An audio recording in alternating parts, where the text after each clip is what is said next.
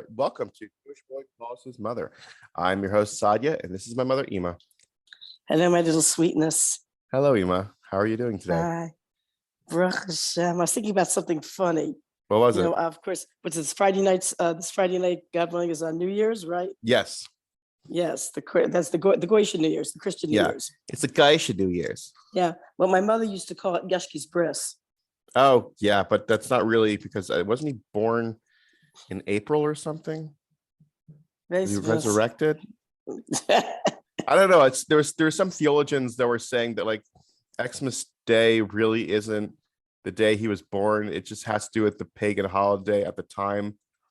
Actually, it was not even. There was oh gosh, there've been a lot of archaeologists and historians that have said that.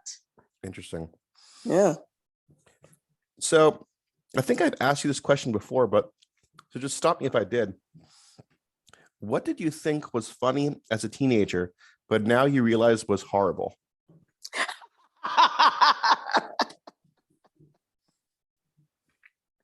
Oh my gosh. Have I got a list? Okay, let me hear it.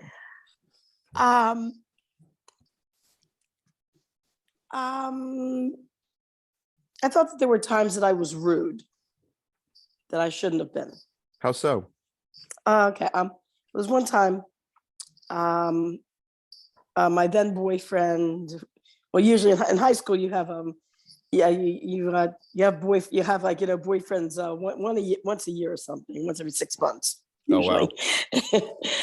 And my then boyfriend, we were going out on a date.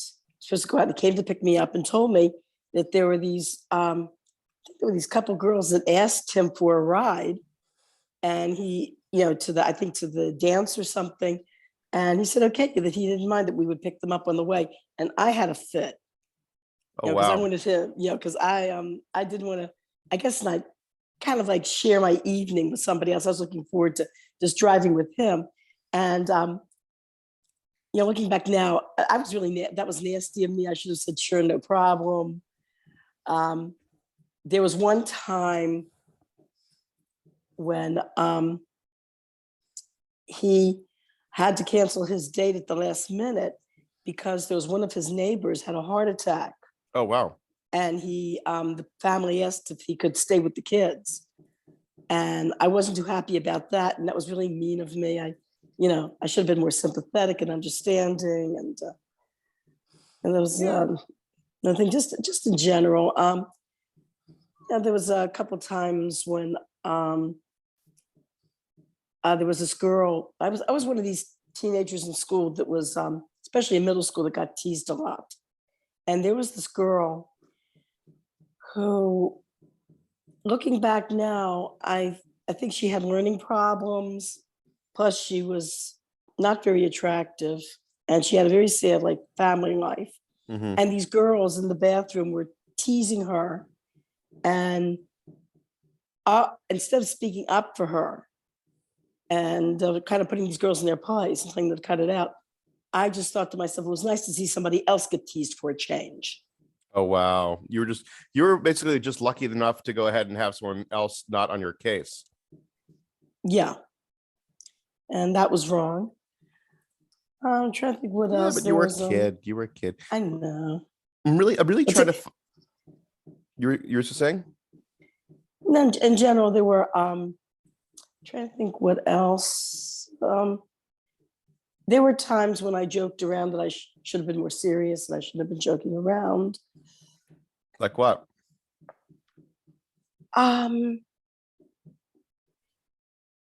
Okay, I was at Peabody when I was taking voice lessons at Peabody. Every few months we had to sing basically to be evaluated by this lady. She had been an opera singer. I guess she was a retired opera singer. Her name was Madame Duchac. Mm-hmm. And oh boy, when it came time to being adjudicated by Madame Duchac, that was worse than the Last Judgment. And everybody was totally afraid of her. So we were coming into the auditorium. And of course, the way that I handled my stress was I started laughing. And this girl in front of me started laughing, and she turned around and says, "Cut it out." Madame Duchac wasn't too happy about that. Reported it back to my opera teacher, and my opera teacher was not happy about it either. Oof. So I was thinking more along lines of like, if, I don't know, maybe pranks that kids pulled or stuff boys or girls did that looking back now, like, wow, that's like some messed up stuff. Or that like you didn't really have any issues with it. Like, well, the Halloween prank I pulled, I still think it's pretty funny. What was the Halloween prank? The kids that came to our door trick-or-treating. Okay, I told that once, but I'll review it for those who don't remember. Nobody was home. I was home by myself. And these little kids came to the door trick-or-treating. And so I turned off all the lights, the porch lights, the house lights, and I opened the door very slowly and in such a way that it would creak as it was being opened. And then I went, ooh, and these kids started screaming and running away. Oh, that's sweet. That's like a cute, dumb little thing, you know. I was surprised. These were little kids. I was surprised that one of the I could see the parents were standing on the sidewalk, actually laughing. I was surprised one of the parents didn't come banging at my door saying, "How dare you scare my kids?" But they didn't. I thought it was pretty funny. So there were no issues when you were in school with like boys and girls like pulling pranks on each other, things like that? There was one prank I pulled which was not nice. I don't know why but I'm still laughing about it. What was it? Okay, I was walking down our school was very crowded. We were the post-war baby boomers, and the schools were not built yet for the terrific onslaught of population. The schools and the materials, everything was basically back in the 40s and 50s. They were not prepared for the huge population of baby boomers that were going to come. So the hall was very, very crowded. And there was this girl there was a boy that was kind of like next to me. And there was a girl that was in front of me. So for a joke, I pinched this girl on the tush. She turned around and slapped the boy next to me. Oh, God. And he said to her, "I didn't do that. She did." And he pointed to me and she yelled at him, "Don't lie." And she slapped him again. Oh, goodness me. That is funny. That is funny, but terrible. Terrible. I don't know. That's a nasty thing to do. What is it that sometimes we'll do nasty things like that and we still laugh about it? Even though we know it was wrong, we still laugh about it. Oh my gosh. Hey, I have a hypothetical question for you. Uh-oh. No, so before entering hell, all right, you sit in a waiting room. What song are they playing? A good question. What is it? That sounds like this sounds like one of these psychological tests, like word association, where they say a word and you associate a word, and then they can draw up a psychological profile of you based on your answers. Let me see. I'm trying to think. So far, none comes to mind.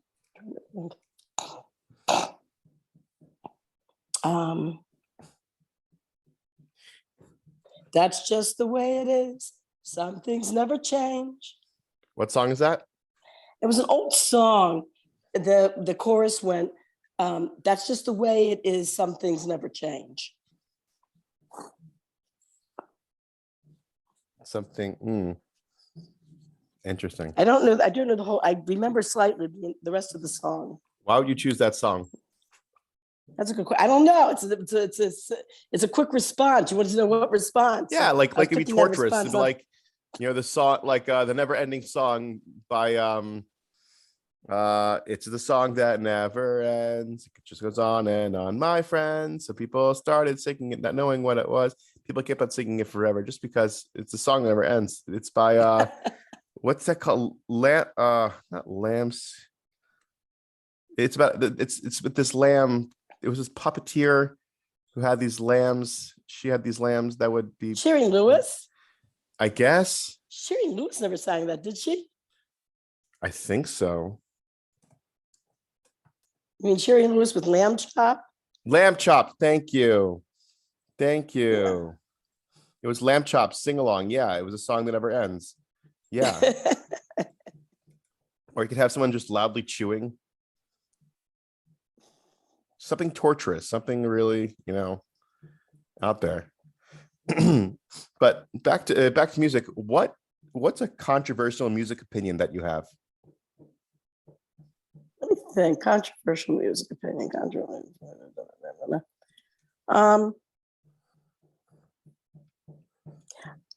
I guess I know there are a lot of Orthodox people that don't like the idea of listening to any music other than Jewish religious music, because they say that music, the person who composed the music, was a Kabbalistic thing of whatever spiritual energies that this person put into the music, that you pick up on those spiritual energies when you listen to the music.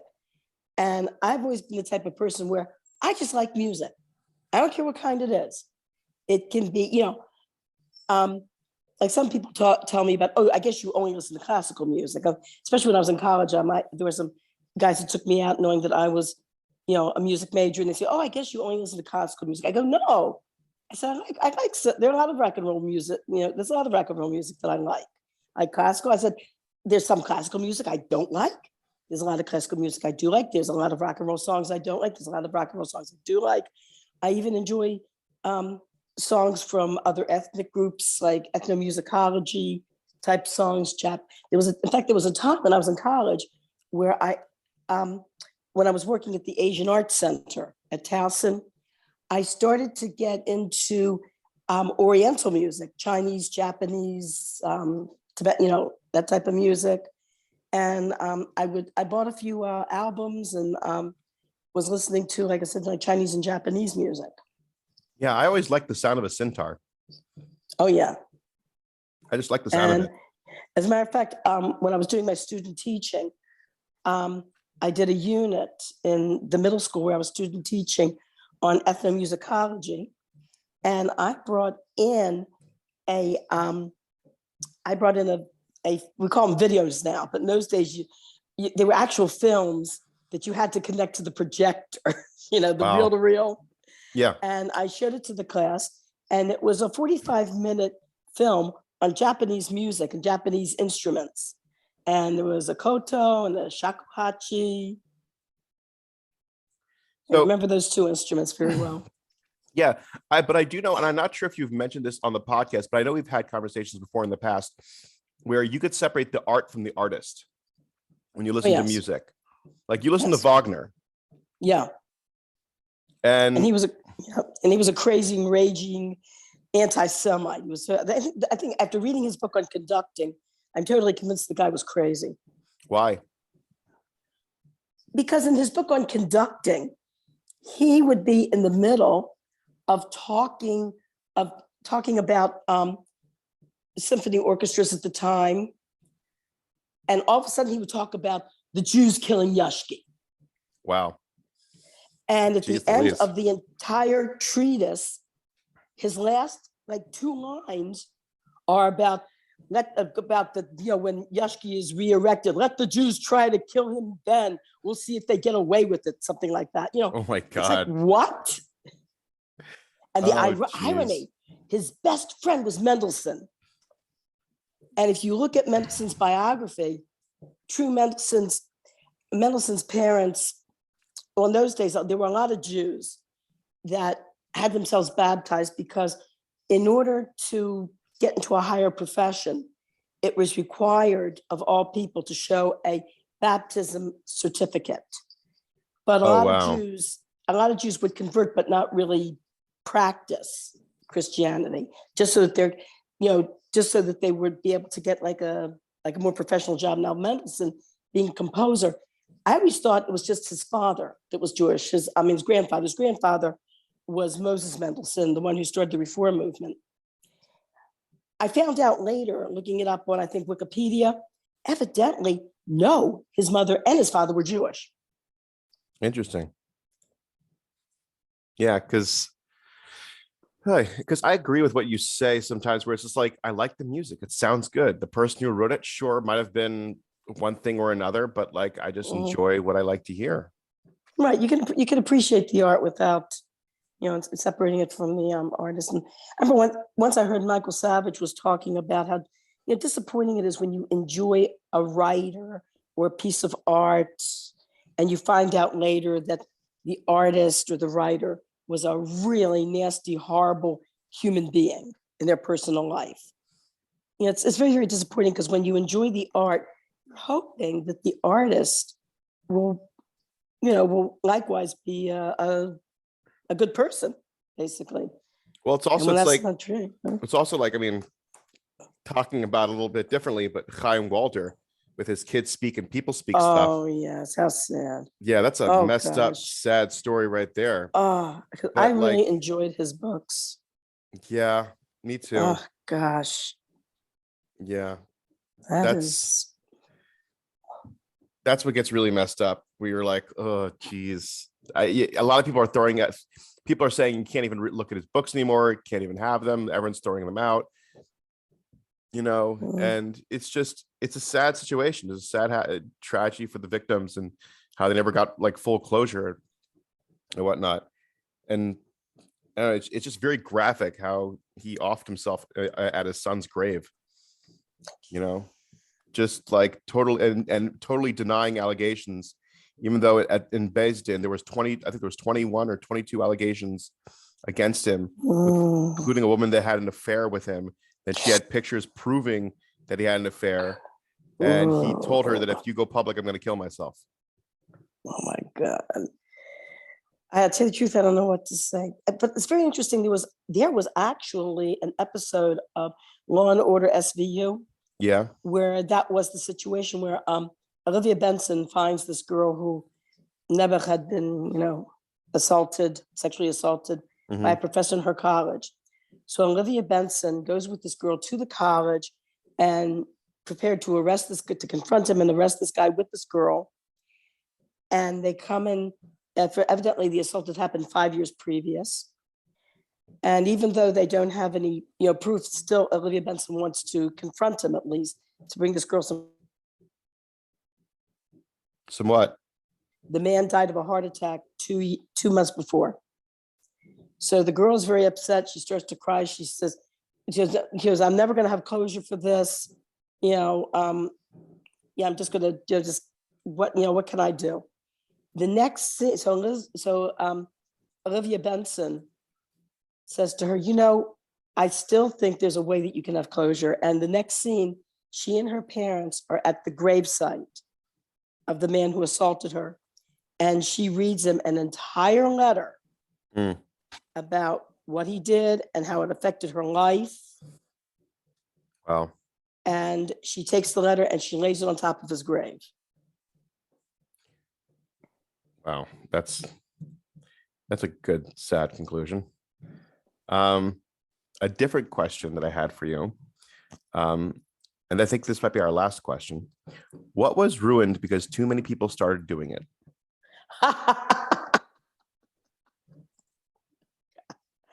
Oh, man.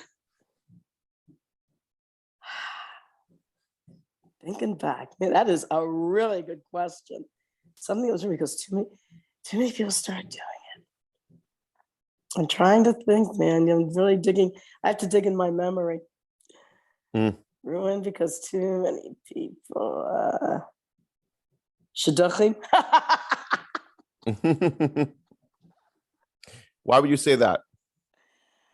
Too many Yentas. There was one shidduch that I went on, and every time I went on the shidduch date,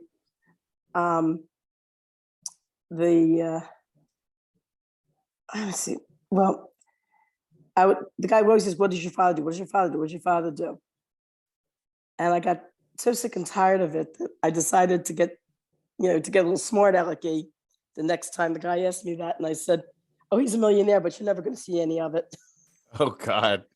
Well, he went back, told the shotgunner. The shotgunner called this lady who was my mentor, who called somebody else, and then, then I got clobbered, of course. Oh God. For being nasty, for being nasty to this, quote unquote, nasty to this guy. Also, there was this one woman who wanted to arrange a shidduch for me, and she called me up. She says that she spoke to this other woman about arranging the shidduch, and she goes, "Evidently, you don't have such a good reputation. It seems that when you first came to Crown Heights, you were a little crazy." I go, "What?" Oh my God. And so I called this woman who was my adopted mother. They had, when I was in Crown Heights in Machon Chana, they had certain families that would, quote unquote, adopt the girls. In other words, be like, help us to adjust to the new lifestyle, answer any questions, be there for us, have us for Shabbos, Yanta, that type of thing, kind of to be a guide for us. And I was very, very upset, of course. And I told this woman what this other woman said, and she called this other woman and let her have it. And said, "Hey, who are you to stop a shidduch? And who are you to pass some lashon hara like that?" Oh my gosh. And so like I said, too many yentas getting involved. Too many people try to be matchmakers.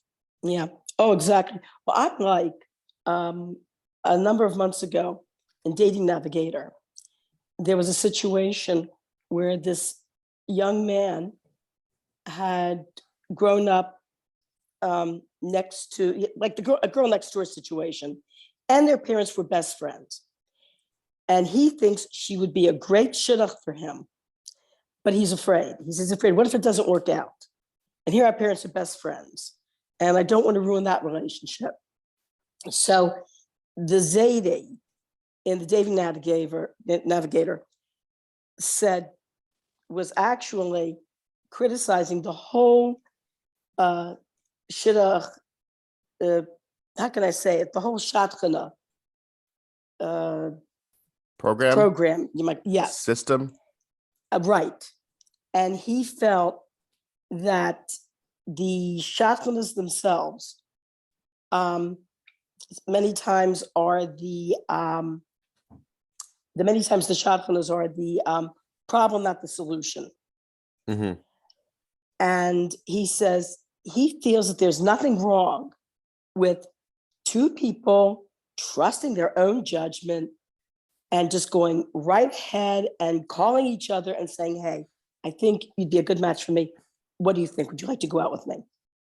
He feels, he says, if you're in a situation like that where you know this person, you've grown up with them, and you're pretty close, he says, there's nothing wrong. He says, nothing says you have to go to a third party.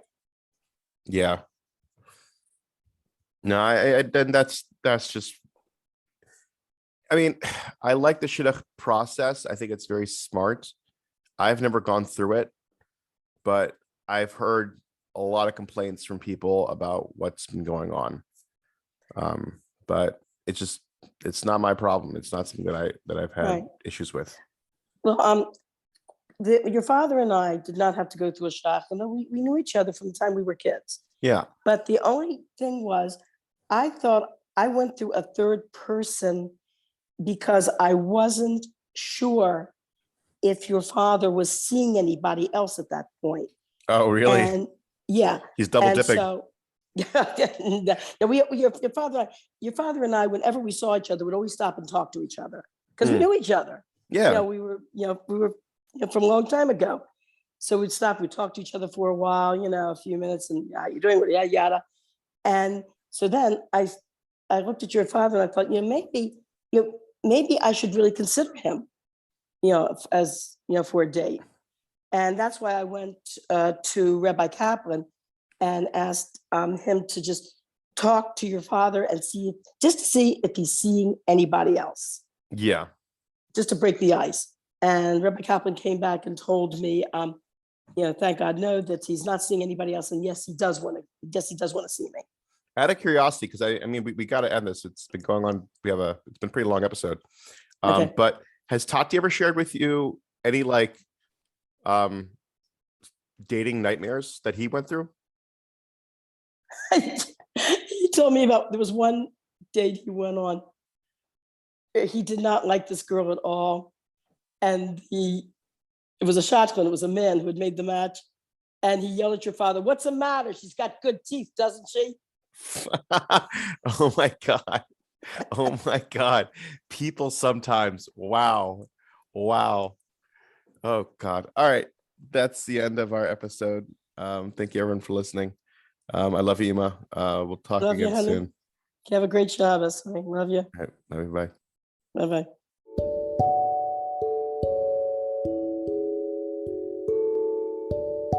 Thank you for listening to Jewish Boy Calls His Mother episode. Please like and subscribe our Facebook group at Jewish Boy Calls His Mother podcast, and check out our YouTube channel, Jewish Boy Calls His Mother. I know you'd like it, and my mother would appreciate it too.